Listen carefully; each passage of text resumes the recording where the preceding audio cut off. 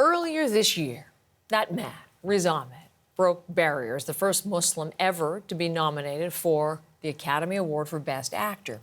Well, he is now launching a new initiative to make sure he won't be the last, backing a new study that analyzes Muslim representation on screen, something he himself has spoken out about over the years.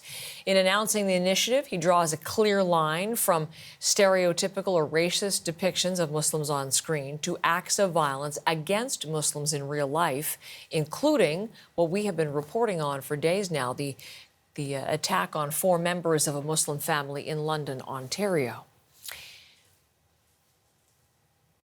Isn't it tragically a case of just math that you end up with the massacre of 3 generations of one family this week in Canada?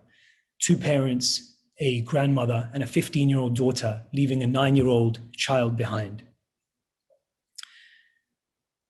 This is the result of dehumanizing and demonizing portrayals of Muslims. As Kashif at Pillars Fund told me, people don't just wake up hating Muslims, they believe a story. So, Riz Ahmed, as he addressed very contemporary issues and something that he is obviously very passionate about and now working to correct. So, what Muslim artists here in this country are saying about this issue. Eli is with us this morning. He's working on a piece that we're seeing on The National, but here to give us a bit of a preview, as we always appreciate, Eli. As I mentioned, you've been speaking with actors, with Muslims in this country. What has their experience been? So let's start with an actor named Ali Momin. I first met him when he had a role in Deepa Mehta's film Biba Boy. That was a few years ago. Now, Ali has a lot of different facets to his personality. He's an actor. He's a podcaster. He's actually an aspiring politician. He's been working in the industry now. He's based in Toronto for about 15 years. But as he was speaking with me, he remembers his first role and the way Hollywood looked at him. Take a listen to the job that got him into the business. My first gig was Suicide Bomber number 3 in the movie Traitor with Don Cheadle. Now, when I was in my early 20s and my agent called me, I'll never forget the way she kind of explained the role. She's like, well, I have an offer on the table for you, Ali, for Suicide Bomber number 3. Now, at that time, I was young, fresh out of school. I took the job. You hear that pause, that he still regrets that. He says even 15 years later, now he continued into the industry, things got better. He found more opportunities to play different kinds of characters, roles on stage, in theater, television, and film, still getting calls to play jihadists and terrorists. He remembers playing a role where they asked him to say something in Arabic. Well, he's Persian. He doesn't speak Arabic, but the industry just saw him as someone who should be able to do that. Just another brown actor. He said, I asked him if he sees a connection between that tragic, horrible event in London and the way Muslim characters are portrayed. And here's what he had to say. It otherizes you.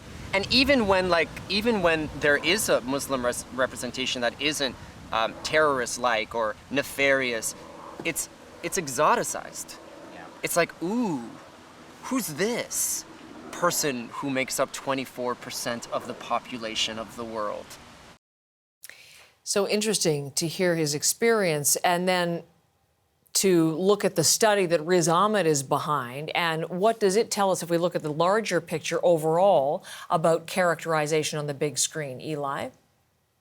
What it tells us is, so this is the USC Annenberg Inclusion Initiative, a study that's called Missing and Maligned. And I think, Heather, what it says is that often when it comes to Muslim characters in movies, those characters are either invisible, left out, erased, or ignored. You look at popular movies from America from 2017 to 2019, 1.1% of those characters were Muslim. Over 8,900 speaking roles, 1.6 characters were Muslim. Now, we can talk about the lack of complexity. We can talk about the lack of female Muslim characters on film. We can talk about even smaller margin, the lack of queer Muslim characters, the lack of main characters. A lot of these characters are suburban. They're in the background. They're supporting the main characters. They're often depicted in the past, not the present. But There's also the question of how these characters are connected to violence. I spoke with the study's co-author, Albab Khan. Here's what she had to say. When we were looking at the relationship between violence and Muslims, we saw that about 1/3 of Muslim characters were linked with violence across our entire sample. Specifically, about 40% of Muslim characters were shown as perpetrators of violence, and more than half of Muslim characters were shown as targets of violence. We also saw that 19% of Muslim characters in our sample also died by the end of the film. So I think a big question coming out of this research and the focus of some of the efforts moving forward is what kind of effect do those depictions have in the real world? What are those ripple effects? I asked Khan as I was chatting with her, what does it feel like to be watching television, to go to a movie, to be surfing Netflix and never really see yourself, never really see your lives, your family, your friends depicted? And she was quite forthright. She said it sucks. It's really, really frustrating. Another question, in addition to yours, is when confronted with that, 1/3 of the characters, for example, that number that she was just sharing, how is the Muslim arts community responding to that reality and to this challenge? So Riz Ahmed has created kind of what he says like the Muslim Avengers. He's working with a really, I think, well-connected and powerful team of Hollywood producers and actors, people like Mahershala Ali, Rami Youssef, and others. They're banding together with the Ford Foundation, pillars, and organizations. They're creating new guides for Muslim inclusion. So let's say you have a project worried about how you're depicting things or wondering what you missed. They will have something that you can consult. They are also creating new grants to support Muslim storytellers, to get more Muslim-centered stories out there. But let me introduce you to a Canadian Muslim actor. She got tired of waiting to see herself on the screen, so she started making her own stories. Maysa Houri is an actress. She's based in Ottawa. She's half Syrian, half Lebanese. She was born here in Canada.